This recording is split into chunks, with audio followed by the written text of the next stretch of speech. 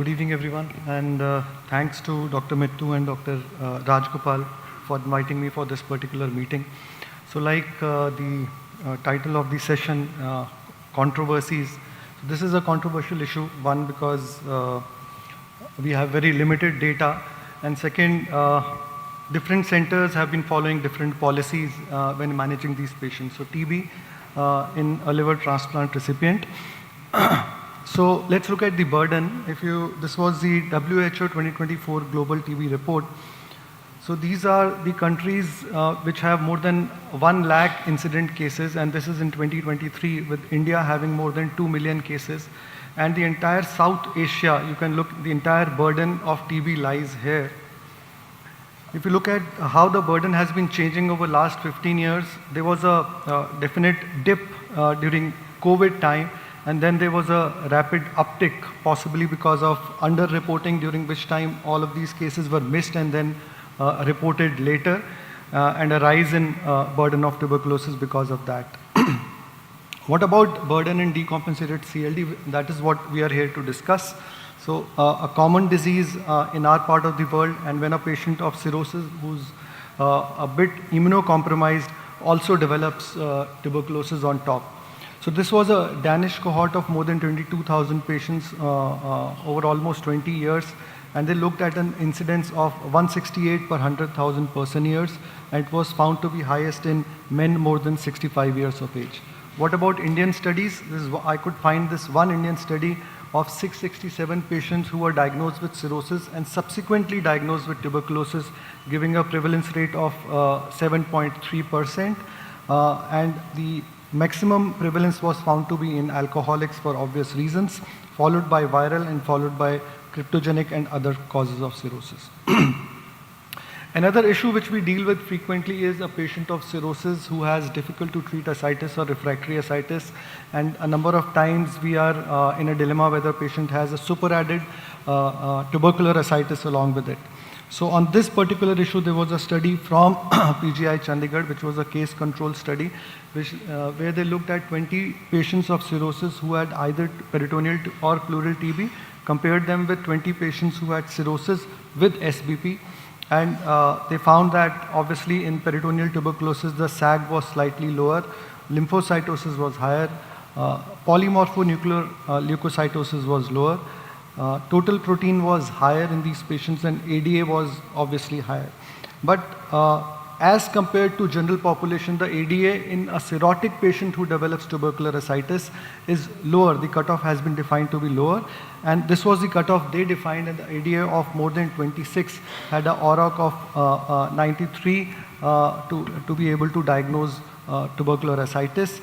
And gene expert, which is considered to be the gold standard in patients with extrapulmonary fluid tuberculosis, was found to be positive only in 36%. So a combination of high clinical suspicion along with high ADA and high protein tells us that possibly we are dealing with a superadded tubercular ascites. The second issue which we deal with in these patients, or the challenge, is treating with ATT prior to transplant, because the 3 most important drugs which are required to treat these patients are hepatotoxic. So this is what has been recommended, that in CTP-A or compensated patients, 2 hepatotoxic drugs can be given. We need to avoid pyrazimnide, duration of 6 to 9 months. CTP-B, only 1 hepatotoxic drug should be given, either rifampicin or INH, and duration increased to 9 to 12 months. And in completely decompensated patients, avoid all hepatotoxic drugs, increase duration to, and add modified ATT and increase duration to 18 to 24 months. But there is a controversy here. For example, I usually in a compensated patient give all RHEZ, all 4 drugs, all 3 hepatotoxic drugs, and most of the times you are able to get away without hepatotoxicity. So there are some studies to suggest to support this practice. So this is a study from Gangaram Hospital of 67 patients of cirrhosis with TB. The regimen they used were CTP-A patient. They started on all 4 drugs. Other combination were RHEO, HEO, or REO. And ADT-induced hepatitis developed in 35% and equally in all groups, whether it were RH, EZ or without the hepatotoxic drugs. And in this particular group, none of the patients developed hepatotoxicity. The same study which I quoted earlier from PGI Chandigarh, 27 patients with TB and cirrhosis, 5 patients were given HRZE, and these were the ones who eventually developed ATT-induced hepatitis, but many of them were child's B. So a child's A patient, well compensated, you may still get away by treating with 4 drugs, including 3 hepatotoxic agents.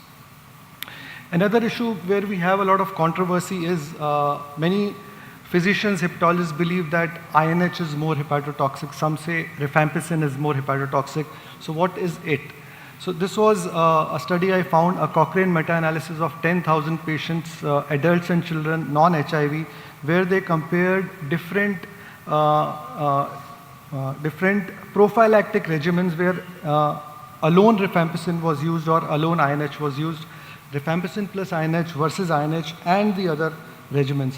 And they found that when comparing arsin and INH alone, it favored the use of rifampicin, suggesting that rifampicin is possibly less hepatotoxic than INH. But again, it is controversial. Different physicians use different combinations, and some would still prefer to use INH. Third important issue is tuberculosis in a recipient in the post-transplant setting. So these are the routes of infection in the post-transplant. One, the most common being the reactivation of latent tuberculosis. Second being de novo infection in the post-transplant period. Third is donor-derived infection, which is the least common of all. What is the incidence? What is the burden? This was a meta-analysis of 2,000 solid organ transplant. 253 of them were liver. Median incidence rate of 2.37% per year, they would develop tuberculosis. Most of them were extrapulmonary, or a lot of them were extrapulmonary and disseminated as compared to non-transplant patients and associated with high mortality. Another recent meta-analysis, the pool prevalence of post-transplant TB was about 1% in liver transplant patients, obviously highest in the lungs because you get fibrosed lungs after tuberculosis. And again, a significant proportion of them had extrapulmonary or disseminated tuberculosis. This was one study from Dr. Olit Selvan's group from South India, a retrospective study of 214 patients, 5 developed TB. Interestingly, the presence of unexplained granulomas in the explant liver, especially if they were necrotizing granuloma, appeared to be the only risk factor when they compared with matched controls without TB. So if you look at, if you find granulomas in patients in the explant liver, there is a high risk of developing tuberculosis in these patients. Then I think a very controversial issue of latent tuberculosis in recipient, the issue of to treat or not to treat. This is what happens in the course of mycobacterial infection. There is a mycobacterium TB exposure, 30% get infected. 90% of them are able, by virtue of cell-mediated immunity, to control the disease, form granulomas, healed lesions. What you find on X-ray as fibrotic lesions, some of them are harboring live bacteria but well controlled by the body. This is what is latent TB. 10% develop active disease, and once they develop immunosuppression, either induced or, for example, HIV, these latent tuberculosis patients may form active tuberculosis. So most societies recommend that potential recipients should be tested for latent tuberculosis infection and treated whenever possible. And IGRA, or the interferon gamma release assay, also known as quantiferon gold, is the test of choice for the same. So the question, since we do not have voting pads, I'll just ask for a raise of hands. Do you test for latent TB in all your recipients and give prophylaxis? How many say yes? So no one says yes, so answer obviously is no. So in a high prevalence area, like high endemicity area like India, I think it is very difficult to offer prophylaxis to all these patients, and I'll give you more reasons why it should not be done. One is poor performance of IGRA in these patients. So this is a study from Korea. 21 patients, recipients developed TB between 2008-2017, highest in the first year post-transplant. And then they looked at whether the image positivity was responsible or the IGRA was responsible for development of TB post-operatively. So whether the IGRA was positive or negative, there was no difference in post-liver transplant TB. What was important is whether the imaging showed a positive lesion. Those were the patients who were more likely to develop post-liver transplant TB. So another study, again, 148 liver transplant recipients, 13.5% found to be positive. Active TB developed in 1100 out of 100,000 recipients, and none with active TB had a preoperative positive IGRA. So it has a poor performance especially in high endemicity area. So it's not fine to depend on this and treat your patients with latent TB. Second, many are not even able to receive adequate prophylaxis.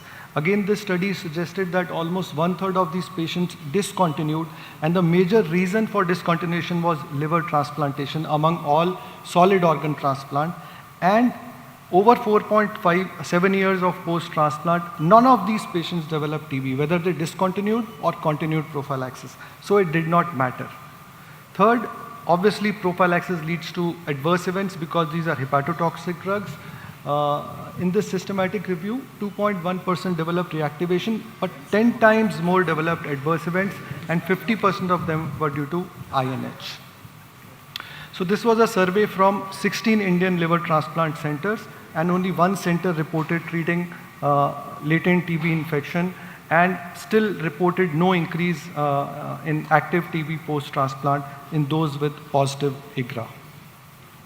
And the final issue is transplant and treat instead of treat and transplant. So in which situations does this happen?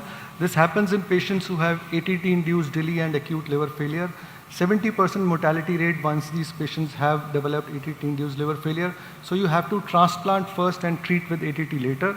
Similar issue with ATT-induced acute on chronic liver failure. These are all studies from India which suggested that these form 5 to 11% of patients of all drug-induced ACLFs. So I'll just skip because of want of time. So these are the results of patients transplanted in emergency for ATT-induced liver failure and then treated subsequently. And as you can see that most of these patients were able to have a good survival post-operatively. This was a study from India in which 71% patient had a survival once they were transplanted for ATT-induced acute liver failure. In the post-transplant setup, I think again a challenge is drug-drug interactions. Deranged LFTs during the post-op period, you are called upon to differentiate between DILI and other causes of deranged LFT during the post-op period, and management of extrahepatic sites of TB. So again, a question for the audience. For treating TB in the post-liver transplant setting, what is your go-to strategy of choice? A, standard regimen in which you use all 4 drugs to begin with. How many? I think one, and I think one more I'll say. I had a word with Dharmesh. I think he also uses that. Second, rifampicin free. I think most would raise their hand on this. Rifabutin in place of rifampicin.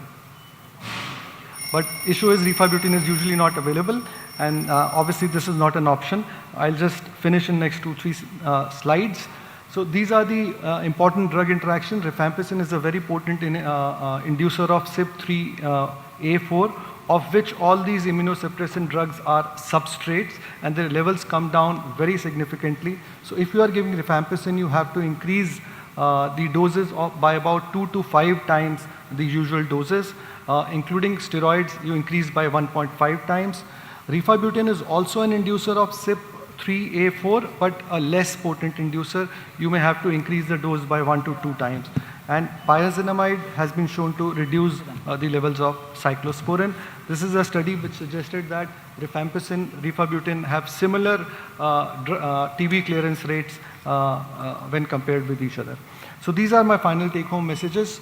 Managing TB in a decompensated cirrhotic is a challenging issue because mainly of hepatotoxicity with first-line drug.